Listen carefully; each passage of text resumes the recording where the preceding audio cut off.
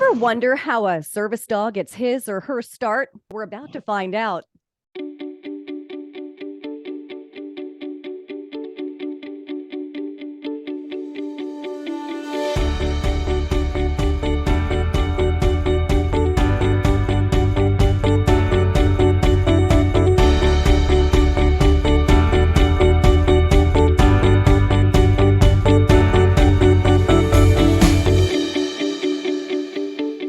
Welcome. I've got Scott Jones here. He's the CEO of Canine Services Training Center in O'Brien, Florida, and he's going to tell us more about what actually goes into service training dogs. Hi, Scott. Hi. Yeah, so I mean the biggest there's so much misinformation out there on training and everything else. Um, we get stopped all the time and people want to know, well, where's I have a service dog. And people will ask me all the time, well, where's her vest and where's her certifications and where's her ID and that's the biggest misconception that's out there today is they're not required to have any. When we do service dog training, I tell people go online and go to the Americans with Disabilities Act and look up the requirements for service dogs.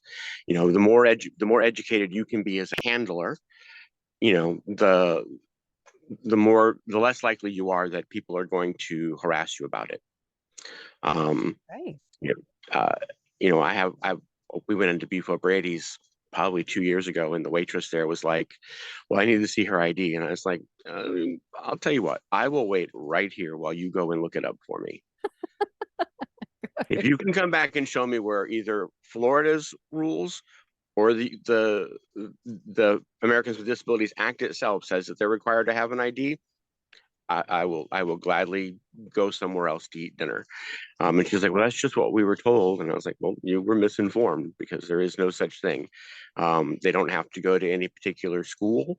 They don't have to, there are a lot of people out there that train their own dogs because, they don't want, they either don't have the funds or they don't want to wait the 2 years to get one that's sort of trained. And I say sort of because when you go to places and you actually get a dog from an organization that provides dogs for individuals, there's no guarantee that that dog will work for you. Okay. So I know several people that have gone through several dogs from agencies here in Florida that the dogs either didn't work for them or they weren't properly socialized or, just many issues that go along with it. And the other thing that everybody's like, well, it takes 2 years to get a finished dog. Well, that's wrong on two different levels. One, it doesn't take 2 years. It takes 4 months to get a reliable service dog. Now, that requires the individuals to put in the time and effort. But, the other part of that is it doesn't cost. If you already have a dog, it doesn't cost anything for you to do the work. Now, if you want somebody like our company to come in and assist you with the training, then, there is a minimal cost. Let me ask a couple of questions then to start off. First of all, how long have you had your business? How long have you had Canine Services Training Center? We started in 2015. Okay. Before that, I ran a company in just outside of Savannah called K911. Okay. Sort of a play on the whole 911 system because nobody ever calls the dog trainer when their dogs are perfect. I like that. That's true. Yeah. No, my ex-wife and I started this company, like I said, back in 2015, and even though I had the ability to train my own dog, I wanted to see what people were getting for trained service dogs. And I was appalled. You go to some of these organizations and, they're $15,000, $20,000, $30,000 for a dog. And so you wanted to make it more affordable is what you're absolutely. saying. Okay. Absolutely. Okay. That's and provide veterans and our first responders with an access to get a dog and train it for nothing. That's fantastic. I had noticed when we started talking, you also do this for, I guess, people with neurological conditions, emotional problems. What are some of the other issues that you would train a service dog for someone? We do uh, seizure alert, diabetic response. Um, we don't do seeing or hearing impaired assistance dogs, just because I'm going to upset a couple people, but that's okay. There's no personalization to it.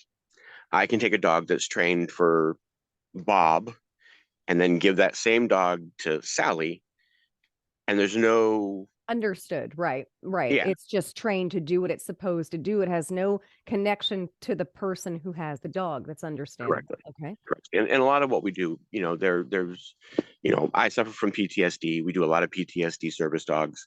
And the only thing that PTSD has in common with somebody else is the title. Right. Give Everybody me your throws it. background then. You have PTSD. What's your background? I am prior military, Mhm. and a former first responder.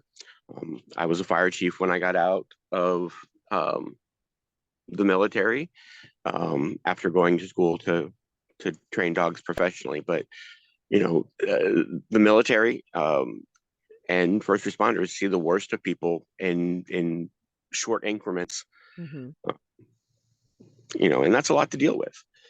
Right. We do, on average, we probably do about 15 dogs a year. But that's a lot of travel because I don't take the dogs for individuals. I go to the individuals Okay. and we train the dog together. Because the one thing I tell people, even when we're doing just basic obedience, I don't need your dog to listen to me. Mhm. A dog does not have to respect me at all, does not have to pay attention to anything I have to say. It's not my dog. Please respect you. Exactly. Right. Exactly. It needs to work for you, and that's the way we approach it. It also makes it more affordable for people, um, because they're not having to pay someone to train their dog; they're doing it, Mhm. and that's kind of the way I like to do training. Is there somewhere people could find your prices if they're considering this? They can call us. Our prices are uh, on average a tenth of what organizations cost. Well, that's Uh, fantastic to know. Do you have a website they can go to? we do. It is www.caninestc, and canine is spelled out.com, or they can find us on Facebook at the Okay. same address. Fantastic. And I want to remind everyone, as always, on today's Talk with Erika, you can always find these links in the About Me section or the About section on YouTube. And I'll have all these links posted on my social media. So it'll be easier for someone to click on where to go for that. So I have to ask this goofy question to you because so many people wonder, like, how does someone end up with a turkey as a service animal or a peacock as a service animal? Or you hear about these crazy things where someone brought their emotional service pig on a flight. What do you think of that? And what is that? Well, it's people taking advantage of the situation, Gotcha. um, because under the Americans with Disabilities Act, there are only two animals that are quote unquote allowed to be service animals, and that are dogs and miniature horses. Okay. Um, and before people ask, well, why miniature horses? Because it actually boils down to being a religious preference. Hmm. In some cultures, dogs are considered unclean. So if they need a service animal, the next step would be a pony. The why pigs weren't considered, I have no idea, because pigs are by far way smarter than dogs, but um, and they can be house trained just like a dog. But I Mhm. don't think there is cuddly as dogs are. But it's people, and even going into like Walmart, I see it all the time. This is my service dog. Okay, well, then why isn't it walking?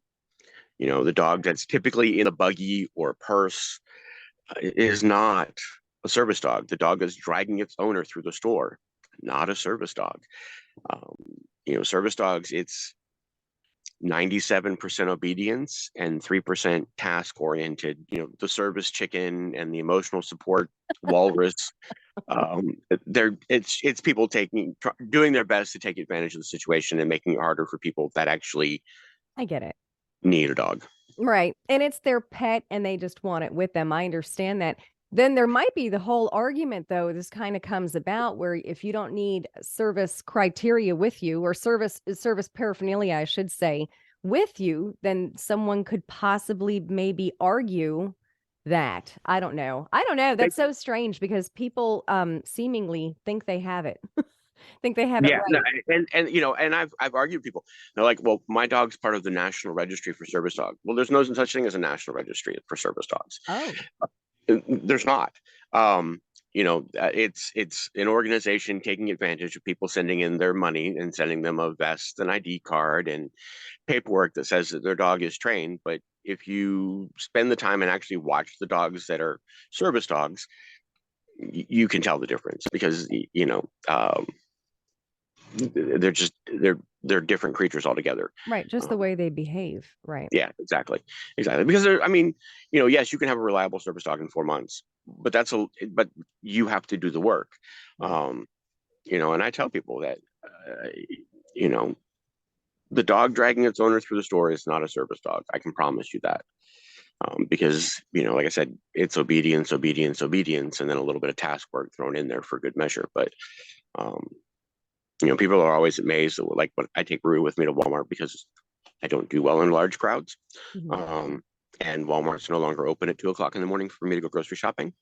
So Rue goes with me, and people are like, "Oh, she's so well behaved." Or we'll go into a restaurant, and we didn't even know she was there. Well, that's the point.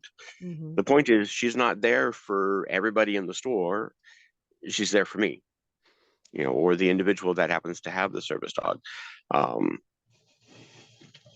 And yeah, it's frustrating at times. We do a lot of education of the public. That's And very good. Very yeah, good.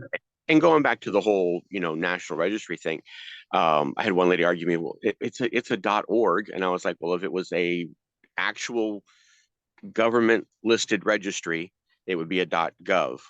Anybody can get a .org or a .net or a .com. Right. Well, that's very true. That's very true. Talk Yeah. to me about your particular, if someone does want serious training, let's say they need your services because they do have an illness. Walk me through the process of how that starts, how long it takes, etc. Okay. So usually, if someone contacts us and needs a service dog, um, or they have a dog that they want to train as a service dog, while it's not a requirement, officially, it's a business policy of ours that they have what essentially boils down to being a written prescription Mhm. from their doctor. Um, and I've learned this over the years the hard way, but it's an outside third party source that agrees that the individual requesting a service dog genuinely needs one.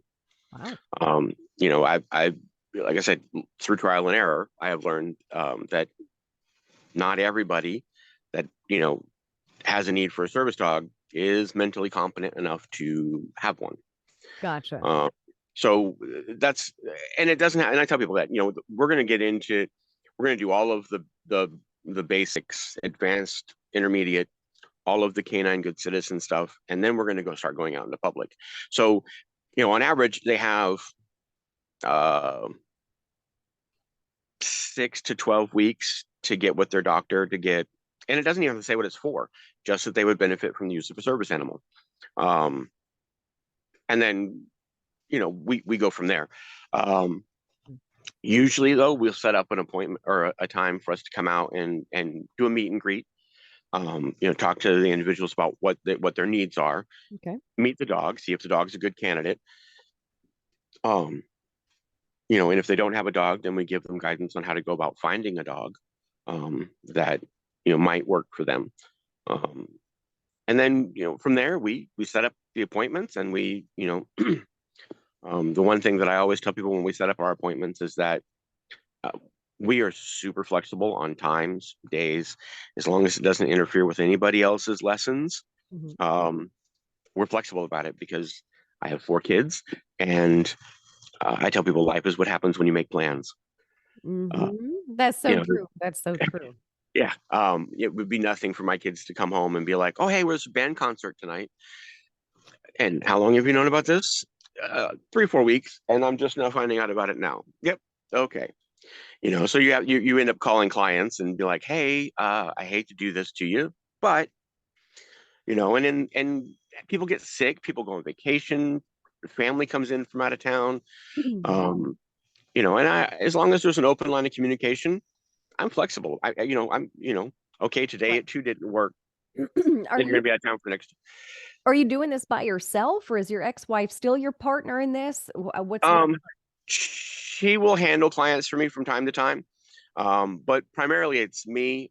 We do have a trainer in Ohio that works up there, and then Nice. we have a couple other people that out west that will pick up clients for us and do the training out there. But they're all, I mean, this is a very small operation. It's all family run. Um, you know, I set it up that way because I've seen way too many times that people have set up businesses and they get it up and get it running and then they get voted out. And I was like, no, this is my idea. I'm not getting voted out of it. But we do have a board of Right. directors. Right. We have an advisory board as well that consists of various first responders and vets, vet techs. So if we run into a situation that I'm not familiar with or not quite sure to approach it, I have a lot of people that I can get in touch with and be like, hey, this is what's going on. This is what we're seeing. Thoughts. And sometimes it's I'm a professional. I'm not an expert. Experts know it all. And I tell people that if I don't know something, I'm gonna tell you I don't know, but I'll find out. Or do my best to find out. What the answer to that question or problem is. Yes, I've been doing this since I was 6, so that's 40 A long time. something years. Yeah, 40 something years. And this is much like the medical field or any of the fields that constantly change. There's always change and always things to learn. I cover all of Florida, Georgia, South Carolina, Alabama, and Louisiana. Wow. And then Yeah. you travel to them like you were explaining. So you would go Yeah. to them. Right. Yeah. But I love what I do. I love what I do. Since I started doing this, I haven't worked yet. I go outside and I play with dogs. Whether they're mine or somebody else's, but Right. either way, I get out there and I train dogs. And we have a very small breeding program, very small. We do a litter about every 18 months. I think I sent you one of the pictures that has all the puppies lined up. That was from this past litter. And most of them have gone to their forever homes. I'm keeping a pup out of it, but she's being trained in explosives. So, yeah. Now, when you do that, is that something that you offer, let's say, the local police departments here? If they're interested, most of the time agencies already have someone that they're working with. I'm not opposed to helping, local law enforcement at all, but especially having been a former first responder. I mean, when I was working with the fire department, I handled a dog. We did missing persons, and we had another dog that was trained in accelerants. So we would, take them out from time to time and work them and that type of stuff. But so yeah, I'm not opposed to helping local law enforcement with that stuff. I mean, we have the ability to train explosives, narcotics, and accelerants. Do you ever go to expos or anything like that where people would normally how do people know about you aside from Facebook? By coming on today's talk with Erika? Yeah. No, I get stopped in Walmart. I get stopped in Great. Publix. I get stopped in, we'll go down and we'll walk like Christmas on the Square with a dog or two. And people are always amazed at how well behaved they are. And we hand out, most of what we do is word of mouth. Right. That's the best sometimes. It is. Because I mean, they're like I said, even locally, there are places that advertise. And that's great if you have the budget to do that. Since 90% of what we work off of is my retirement check. We do get donations from organizations Okay. all over the globe that we will we'll set up at an event or whatever, and we have those for raffle, or someone can purchase them to help pay for someone else's training. And when I say globally, I mean just that. We've had companies drop ship stuff from Australia. Oh, wow. Okay. Yeah. In fact, not this past Christmas, but a year ago, company drop shipped 2 pallets of equipment from Australia. When it comes to stuff like that, I like thinking outside the box. I don't just, it's not just dog food and pet companies. The people that we do training for or with are people that are outdoorsy. They like going camping. They like going kayaking. They like going canoeing. They like going hunting. So those are the companies that we reach out to, because, everybody wants PetSmart to donate. Everybody wants, Chewy or Kong or any of the other billion pet supply companies that are out there. The problem is, they get taxed all the time for dog related stuff. So I think outside the box, you write it all off as a donation. So the companies don't mind. And I assume that this is on the website. People, if they want to donate, they can find this link on your website. Typically we send letters out. I don't necessarily have a link on there for people to donate, though that's an idea that I honestly had not thought about. There you go. You're welcome. Yeah. I tell people that, I learn something every day. Mm-hmm. Sometimes it's from people that we're training dogs with. Right. They figure out a way to do something simpler that works for them. And it works for them. I tell people that there are many ways to train a dog, as there are dogs and people willing to train them. Yes, I have an advantage that when I got out of the military, the VA sent me back to school to do this professionally, but there are thousands of people out there that train their own dogs with no formal education at all. And the only reason I went back to get a formal education was that I see the dog industry going in the same direction that chiropractics did years ago. When chiropractic came, the concept of going to a chiropractor came out, nobody had a license. It was, Billy from down the road that was, really good at adjusting people's backs. It only takes a couple times for somebody, to get sued before people go, that's probably not a good idea. We probably should have certification behind that. Right. And dogs are rapidly moving in that direction, especially since, they are being trained for medical devices, and they are out in groups of people and those types of things. And it's just one of those things to keep in mind and keep up with. It's very true. That is very true. I really thank you for being on the show. This is very enlightening. A lot of people need it. I loved learning about it. A lot of people, I'm sure, have loved learning about it. And to know that we have a Canine Services Training Center right here near Lake City. O'Brien is not that far. It's where I take my animals to the vet. It's not that far at all. And so you're local, and that's really great to know. And I will have all of your links in the about sections so people can find everything. Thank you very much. No problem. Thank you. Yeah, absolutely. Have a great day. And we'll, of course, be hearing from you soon. Maybe we'll get some live interaction with you and the dogs. Absolutely. That'd be great. Thank you. Have a great day. You too. Bye-bye. Today's Talk with Erika has some brand new advertisers on the mobile app. Remember, you can find Today's Talk with Erika on Android or Apple. Just look for Today's Talk with Erika. That's ERIKA. Would you like to advertise with Today's Talk with Erika? Just contact me at erikadelsordo1@gmail.com. Check out the beautiful Leona Douglas of EmpoweringWellness.me's brand new calendar of events. Thank you for listening to Today's Talk with Erika. Join us next week for a brand new show. Please subscribe to all of Erika's audio and video platforms. And remember to visit todaystalkwitherika.com for all show content, blogs, social media channels, and more. Hey, thanks for listening and watching.